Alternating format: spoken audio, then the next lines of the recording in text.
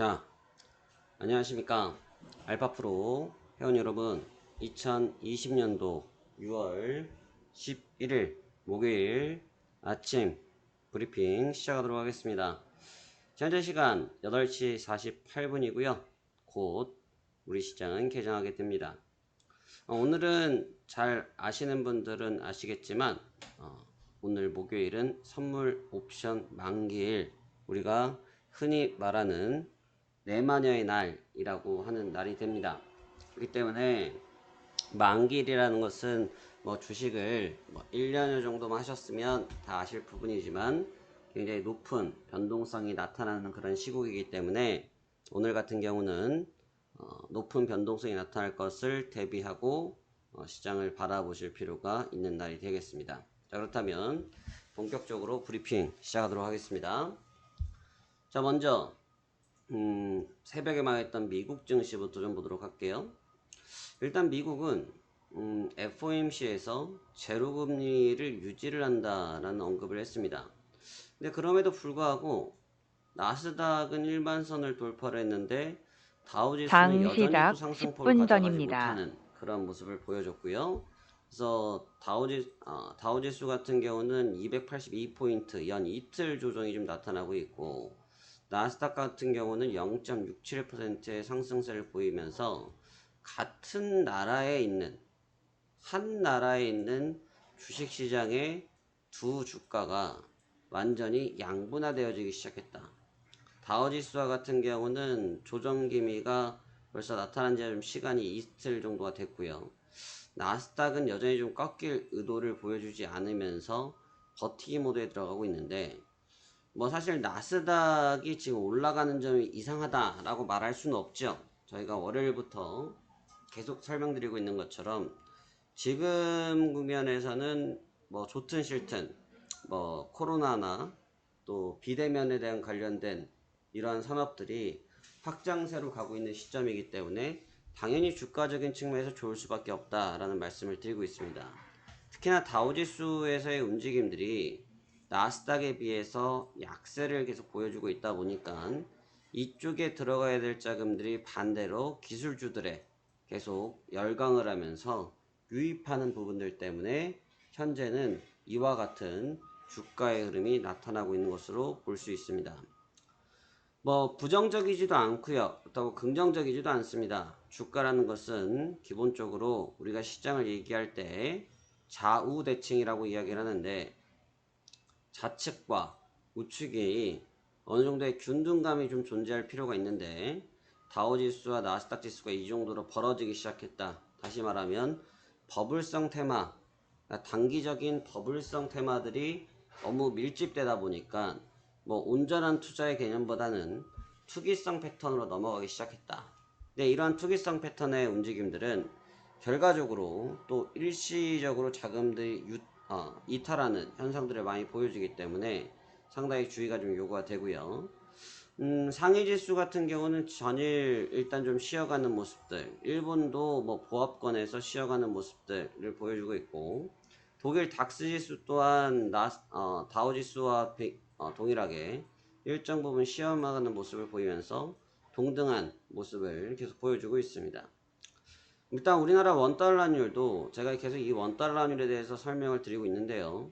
벌써 1191원까지 전일도 강하게 조정을 받으면서 강한 음봉이 연출되기 시작했는데, 이 부분이 외국인들로 하여금 과연 주식 매입을 할 수 있는 시그널을 줄 거냐에 대해서 말씀드렸을 때 제가 무슨 설명드렸습니까?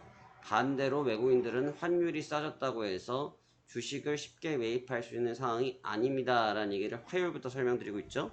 역시 보시는 바와 같이 쉽게 매입을 하지 못한 상황에서 움직임이 나타나고 있습니다. 결국 이제 수급적으로 거래소 쪽에서도 매입량이 좀 적다 보니까 주가를 계속 들어 올릴 만한, 주가를 견인시킬 만한 수급적인 주체가 부재한 것이 현재 우리 시장이 가지고 있는 가장 취약점이 될 것 같습니다. 그러다 보니 계속 테마성 섹터죠. 테마성 섹터들이 좀 빠르게 움직이고 있고, 테마성 섹터를 제외한 기존 산업들의 움직임들은 조금 무거운 모습들을 보여주고 있는데, 이게 이런 건데 있습니다, 여러분. 아무리 지금 나스닥과 다우지수의 구도를 봤을 때 다우지수가 조정을 받더라도 나스닥이 상승을 보이고 있기 때문에 뭐 차별화 장세가 될 거라고 볼 수 있겠지만, 물론 그러한 차별화 장세가 이루어질 수 있고 그런 장이 견고한 면도 분명히 있습니다만, 앞서 말씀드린 것처럼 좌우의 균형이 어느 정도 균등하게 분산되어지지 못하면 결국은 메인 주가, 다우지수가 메인이라고 볼 수 있거든요.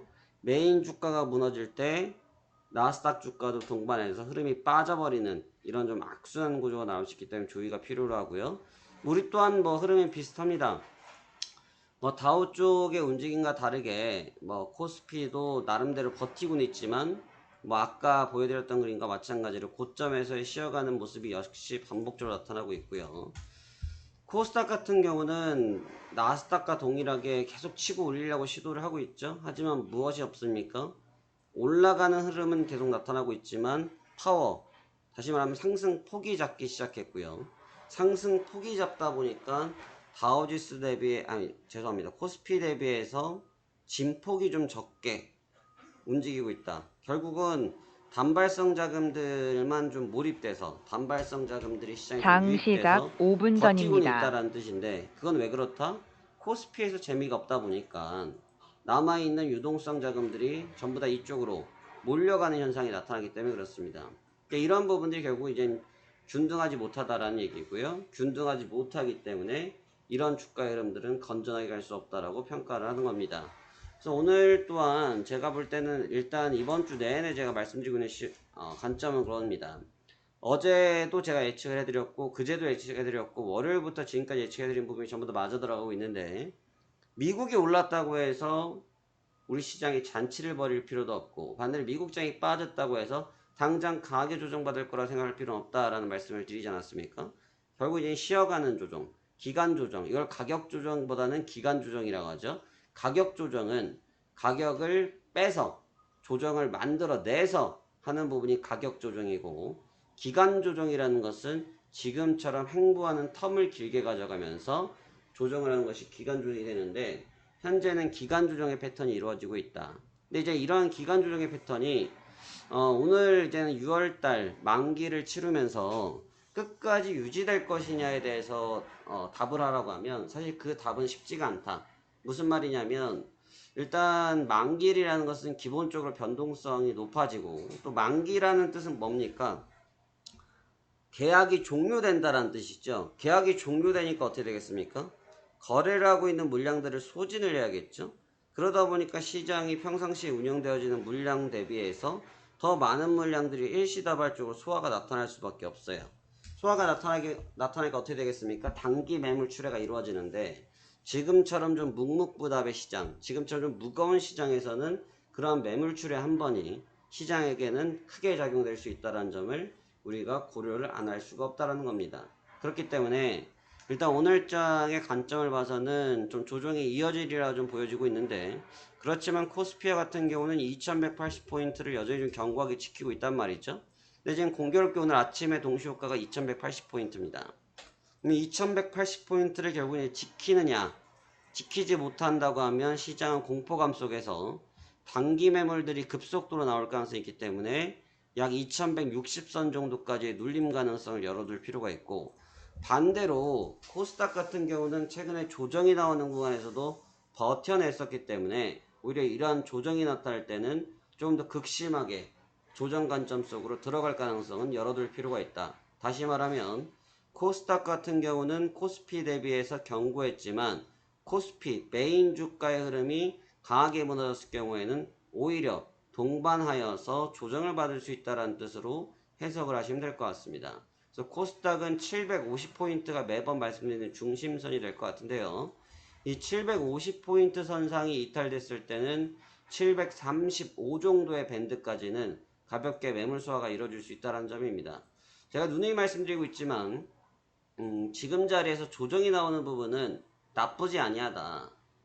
계속 올라왔고요. 계속 오르다 보니까 종목들이 계속 순환매가 이루어지고 있지만 그런 순환매 패턴들도 좀 마무리되어지고 있다. 최근에 특히 삼성중공업 같은 경우도 마찬가지인데 많은 질문 내용들이 나오는 부분입니다. 결국에 조선주 쪽 섹터, 까지도 돌기 시작했다는 얘기거든요. 근데 보시면 조선주 쪽 섹터도 6월 4일 날 기점에서 쉬어가기 시작했고, 이 부분들이 결국은 주가가 상승 탄력을 잃어버린 시점이랑 비교를 같이 해보도록 할까요? 종합주가지수랑 비교를 해보시면 6월 8일, 그 다음에 삼성중공업 같은 경우는 6월 4일 아닙니까?